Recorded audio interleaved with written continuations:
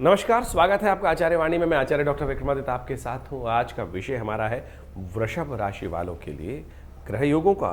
इस वक्त जो योग बन रहा है अप्रैल के मध्यकाल में, वो क्या खेल आपके साथ खेलने वाला है। देखिए, इस वक्त वृषभ राशि वालों के लिए एक बहुत महत्वपूर्ण समय शुरू हो रहा है। अप्रैल के मध्यकाल से लेकर ग्रहों का आगे योग जो रहेगा वो बहुत आपके लिए महत्वपूर्ण रहेगा। इस वक्त बृहस्पति आपकी राशि में स्वयं विराजमान है। सूर्य की यदि बात करें तो इसी अप्रैल के मध्यकाल में वो आप राशि परिवर्तन करने का योग बनाएंगे और आपके लिए ये फेज बहुत इंपॉर्टेंट है। अगर आप जमीन पर रह के काम करेंगे तो एक बात समझ लें कि आप बहुत बढ़िया तरीके से आगे बढ़ सकते हैं, लेकिन हमें ग्रह नक्षत्रों के दृष्टिकोण से दिखाई दे रहा है कि कई मामलों में आपके विचार जो है ना वो आसमान से भी ऊपर होते दिखाई दे रहे हैं।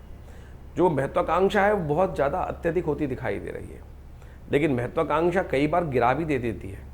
आकांक्षा होनी चाहिए पर महत्वाकांक्षा के चक्कर में नहीं फंसना चाहिए।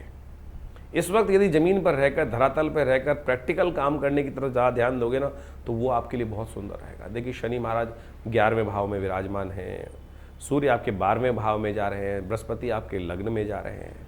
यदि हम बात करें व्यावसायिक दृष्टिकोण से तो बहुत बैलेंस होकर फूक फूक के कदम रखने की ज़रूरत है और धरातल पर रह के काम करोगे तो बहुत अच्छा रहेगा।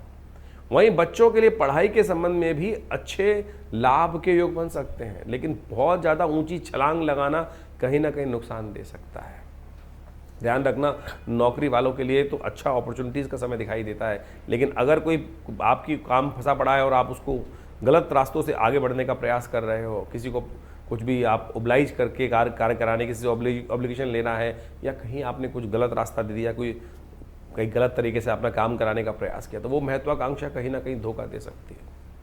यदि शेयर बाजार इत्यादि में काम कर रहे हैं तो ध्यान रखना, प्रैक्टिकल काम करना, जुआ मत खेलना, दाव पे मत लगाना। इस बात ध्यान रखना कि एक लेवल तक ही चीज़ें आपके अनुरूप रहेंगी। यदि अगर आप बियॉन्ड जाके सोचोगे तो कहीं ना कहीं परेशानी में फंस सकते हो।